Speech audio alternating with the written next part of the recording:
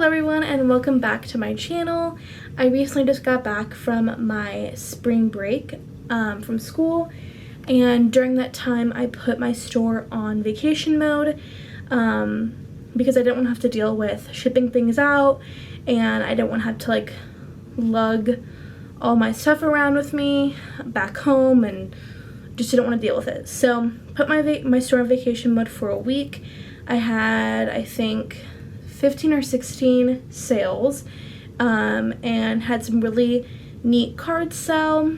And then just yesterday and today I had a bunch of sales too. So I wanted to show you guys some of the postcards that sold for me and for how much. But yes, let's go ahead and get into it. So the first postcard I sold was this W.B. Belknap & Co. It's like a business transaction from 1881 from, I think, Louisville, Kentucky, and it's just a old postal card that sold for $5.97. The next one is a pretty neat one, if you can, hopefully it'll fit, but it's a railroad transaction. It's a Central Railroad Company of Pennsylvania. It's a per diem report, but this one sold for $14.97. I have sold maybe 5 or 6 of these different railroad transaction postcard or postal cards, and I pretty much will always pick them up now just because they sell no matter what. And I have a couple sitting in my store right now that I just listed a couple days ago. But this one sold for $15, and it's just like a simple postal card from 1918. I think I picked it up for $2.50, which normally is like at an antique store, which is a little bit more than I would normally spend, but I knew it would sell, so I just picked it up. And then this one sold for $4.97. It is a Massachusetts card that I got in that big Mary Martin lot that I got a couple months back, and they're still selling, but yeah, this sold for $5. This is another railroad postal card that sold for me. This one sold for $25. And this one sold almost immediately. This is from Weatherford, Texas in 1915. And that's another per diem report. And again, I spent $2.50 on this, but I knew that it would sell pretty fast, so I went and picked it up, and it sold for $25. The next one is another Massachusetts one that I've had for quite some time, but it's of this church and chemistry building in Northampton, Massachusetts. This one sold for $4.97 and was also part of the Mary Martin lot. This next one also sold pretty immediately, so probably should have listed it a little bit higher than what I ended up listing it for, but it's this high school in Pearson, Indiana, and it is from, let's see, that's a nice stamp on the back, 1915, but this one sold, I think, overnight for full asking price of $15. As you can kind of see in the card, the building and the curb appeal is kind of deteriorating, which makes me think that this building is probably no longer around, because if it was in this condition in the early 1900s, it's probably been torn down since then. When I searched it, nothing came up, so just listed it at $15. Probably should have listed it for a little bit higher, but I'm glad to take the $15. This next one, I sold an Easter greetings card. This is the only Easter card that I have sold this season. I don't really like listing holidays stuff, but I had bought a big lot of Easter stuff a while back, so this is one of those that I bought from there, and it's from 1908, and it sold on an offer for $4.78.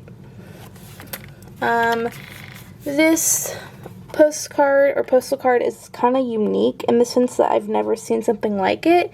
It is about a doctor talking about a blood bank and telling the patient that they're Rh negative, and kind of just weird. This one sold full asking price for $7.97. I do pretty well selling those unique, kind of random postal cards. They're just kind of fun to list. This one I sold for $9.97. It's Hozak Tunnels, North Adams, Massachusetts.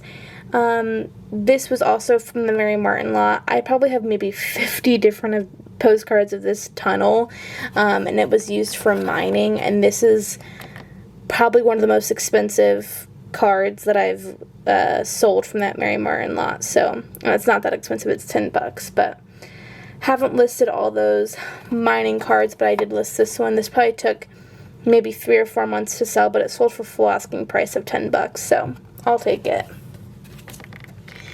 This next one is an aerial view. It's a chrome card of Pensacola Beach.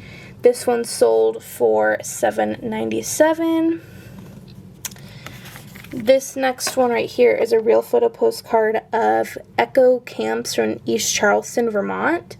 This was part of the postcard show that I went to. I bought from the Omaha Postcard Show. This one I listed for $20, and I sent an offer out for $17, and they accepted. It's a really neat real photo postcard, and I spent 30% off $3.50 on this card, so pretty good deal. This next one I sold for $8.97. It's a chrome card of Pirates Cove Resort, Lake of the Ozarks, Missouri, from 1964. This one I've had up for a while, and it sold for full asking price of $8.97.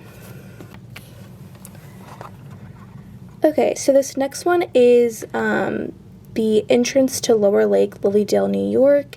It's a real photo postcard from 1914, and I originally had it listed for $25, and I accepted an offer of $18.73 on it, and it's a pretty unique real photo postcard. And then this next one is another Massachusetts one I had from that Mary Martin haul. This one sold for $5.97, and it's the Oxbow from Mount Holyoke, Northampton, Massachusetts. It's also kind of a neat postcard. This one I got at the, I want to say it was a postcard show for $1, but this is a Purdue alumni announcement talking about the commencement from 1908. So pretty unique Purdue ephemera postcard. But I had this one listed at $15 and sent an offer out for $12, and they accepted it. This next one is a prime example of why my minimum cost of a postcard now is $4.97. I had this listed at $2.97, which used to be my lowest price, and I just no longer do that anymore because I just think it's way too low. It's too much of honestly, it's kind of a hassle to ship it out, because in this case, someone offered me $1, and I was like, that's fine, because I had it listed for $3. But yeah, I just don't list that low anymore. I wish I would have done that when I started, but we all learned. So this one sold for $1. These next ones I got at the postcard show. This is Greetings from Springville, Alabama, and this one sold for $7.97, and this one sold, I kid you not, within 10 minutes of me listing it, so I definitely should have listed it for much higher, but it's from 1909. These next two are going to the same buyer. So this, Greetings from Norwood, Ohio, this one sold, I want to say, for $15, and then this one, Greetings from Mainville, Ohio, sold for $10, and they're going to the same buyer, so he bought those for $25. This Greetings from Loop City, Nebraska, sold for $10, and it has a nice little car on the front, and it is from 1917, I think. So this one sold for $10. And then the last one I sold, I had listed for $20, and I sold it for, I think 20% off, so I sold it for $16.